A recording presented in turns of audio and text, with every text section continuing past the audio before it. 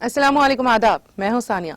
Non stop 25 news में आपका खैर मकदम है। अब आइए नजर डालेंगे आज की अहम खबरों पर।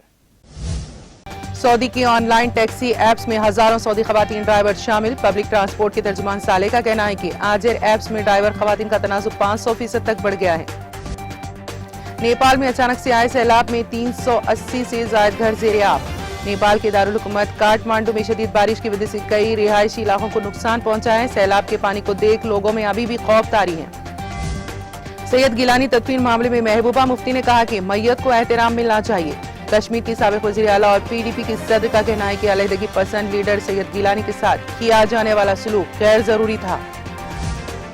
तालिबान रहनुमा अब्दुल गनी बिरादर की अक़वाम मुत्तहिदा के वफ़द से मुलाकात के दौरान बातचीत से बाहमी ताउन पर तबादला ख्याल किया गया। इसराइल की महफूज तरीन जेल से 6 फलस्तीनी कैदी फरार। इसराइल पुलिस का कहना है कि वो इन 6 फलस्तीनी कैदियों को तलाश कर रही है जो शुमाली इसराइल की एक हाई सिक्योरिटी जेल तोड़कर रात को फरार हो गए हैं। वजीर आला जगन ने कहा कि अक्टूबर में सड़कों की मरम्मत के काम का आगाज होगा। आंध्र प्रदेश के वजीर आला YS जगन मोहन रेड्डी ने कहा कि बारिशों की वजह से शाहराहें खराब हो गई हैं, उन्हें दुरुस्त करने का काम जल्द शुरू किया जाएगा। राबिया सैफी कत्ल मामले केस में 4 मीनार के दामन में इंसाफ के लिए एहतजाज। दिल्ली हुकूमत में सिविल डिफेंस में तैनात संगम बिहार की रहने वाली खातून एहलकार का चंद रोज कबल कत्ल कर दिया गया, जिसके बाद अब मामला तूल पकड़ता जा रहा है। तेलंगाना में शदीद बारिश का इम्कान। शोबे मौसमियात ने बताया कि अगले 24 घंटों के दौरान तेलंगाना के बाज़ मुकामात पर शदीद से शदीद तरीन बारिश का इम्कान है। इमरान प्रतापगढ़ी ने कहा कि इख्तिदार में आए तो मॉब लिंचिंग पर सख्त कानून बनाएंगे। कांग्रेस पार्टी अक़लियती मोर्चा के कौमी सदर शायर इमरान प्रतापगढ़ी ने लखनऊ के 2 रोजा दौरे पर हैं। इस दौरान उन्होंने अक़लियतों के साथ मीटिंग में ये बात कही। अलीगढ़ में मुस्लिम लड़की ने हिंदू दोस्त से मंदिर में शादी रचाई। इत्तला के मुताबिक यूपी के जिले अलीगढ़ में फितना इर्तदाद की भयानक तस्वीर सामने आई है, जहां RSS की चलाई गई तहरीक घर वापसी का लर्जा खेज मंजर सामने आया। नीट का इम्तिहान 12 सितंबर को ही होगा। सुप्रीम कोर्ट का इम्तिहान मुलतवी करने से इनकार। समाअत के दौरान पिटीशन पर गौर करने से इनकार करते हुए कहा कि नीट का इम्तिहान मुलतवी नहीं किया जाएगा। झारखंड असेंबली में नमाज के लिए जगह देने पर अपोजिशन अरकान का हंगामा। ऐवान में जय श्री राम का नारा लगाया गया। दिल्ली फसाद मामले में उमर खालिद ने पुलिस के एतराज के बाद नई जमानत दरख्वास्त दायर की। गौर तलब हो कि दिल्ली फसाद की साजिश के सिलसिले में सख्त इंसदाद दहशतगर्दी एक्ट के तहत जवाहरलाल नेहरू यूनिवर्सिटी के साबिक स्टूडेंट लीडर उमर खालिद गिरफ्तार है। बीजेपी ने कहा कि जावेद अख्तर का बयान अगर गलत है तो शिवसेना के खिलाफ कार्रवाई करे। बीजेपी तर्जुमान ने कहा कि शिवसेना जो महाराष्ट्र में इख्तिदार में है कबूल कर रही है कि जावेद अख्तर का बयान गलत है। ध्यान रहे गुज़िश्ता दिनों तालिबान और RSS को लेकर जावेद अख्तर के बयान पर यह हंगामा खड़ा हुआ है।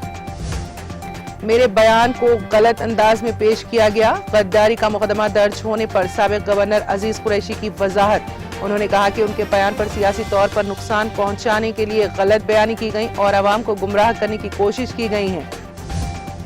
सुप्रीम कोर्ट का सिंघू बॉर्डर खारिज करने की दरख्वास्त सुनने से इनकार। सुप्रीम कोर्ट ने दिल्ली को हरियाणा से मिलाने वाली सिंघू सरहद को खाली करने की दरख्वास्त पर समाअत करने से इनकार कर दिया, जो किसानों के एहतजाज की वजह से बंद है।